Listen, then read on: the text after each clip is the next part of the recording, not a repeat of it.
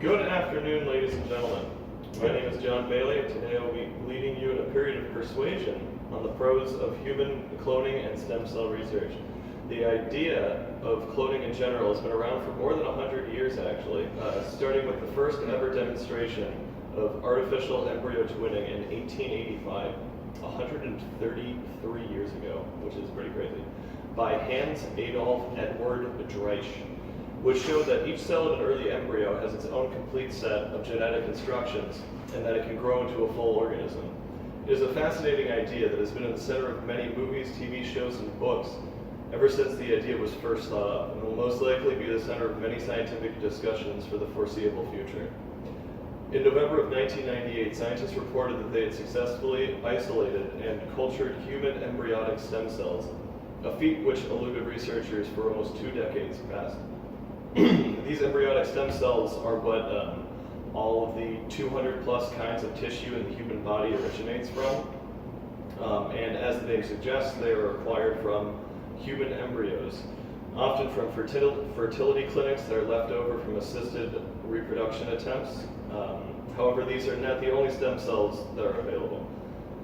Adult somatic stem cells can be harvested from fetuses, umbilical cords, and from the bone marrow of humans at any age. It is a little known fact that bone marrow transplants are actually technically a stem cell transplant. The operation works due to the high number of stem cells that are in our bone marrow, which up until recently was thought to work for other reasons, other incorrect reasons.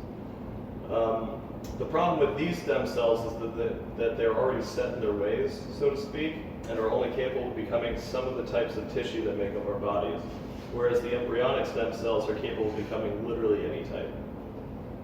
Not only is there theoretically no limit to the healing and restorative capabilities of embryonic stem cells, just the studying of them can help us understand the complex processes that occur during human development.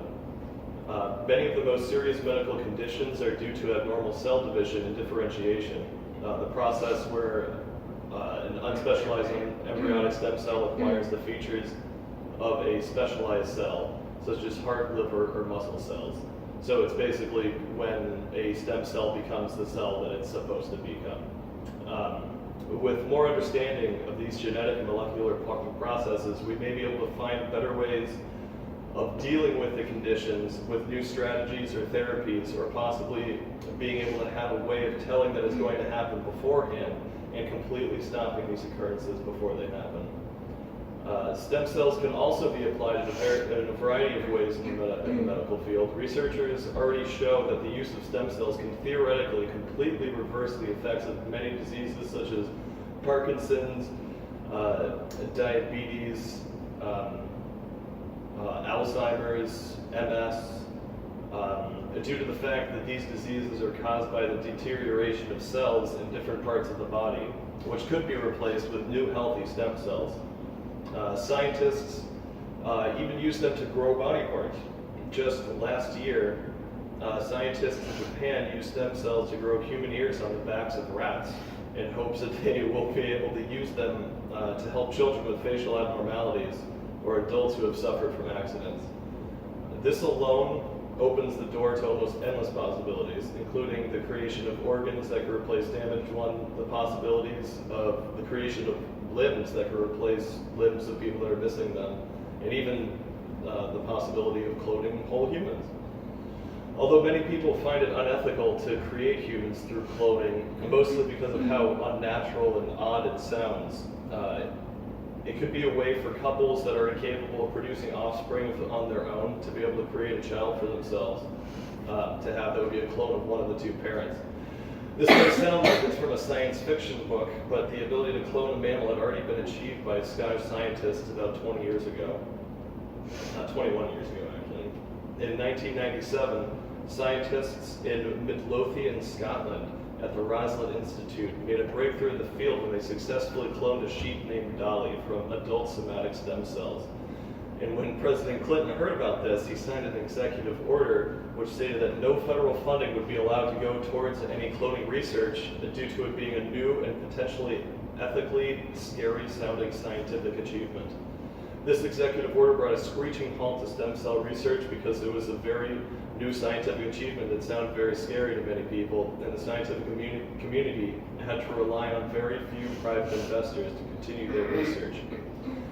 However, in March of 2009, President Obama actually lifted the federal funding ban, allowing federal funding to go towards research again.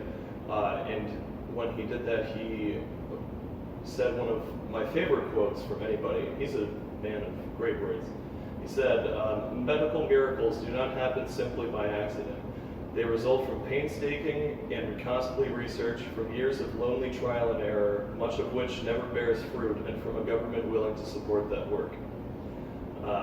Now, since the lift of the ban of federal funding, there are no federal laws regulating stem cell or cloning research, but there are still some states that have passed partial bans on it. There are still many people who don't stand behind the idea of researching stem cells and human cloning. Most people think that it's scary and the stuff of science fiction, but I truly believe that the ends definitely justify the means, considering that this research could bring about the end of the suffering of billions of people on this planet from diseases that could be completely curable. And that's my speech. Do you have any questions? No? Nope. No? Well, I think that was your best speech so far. And I hope I have enlightened at least a few of you, and I hope you have a great day.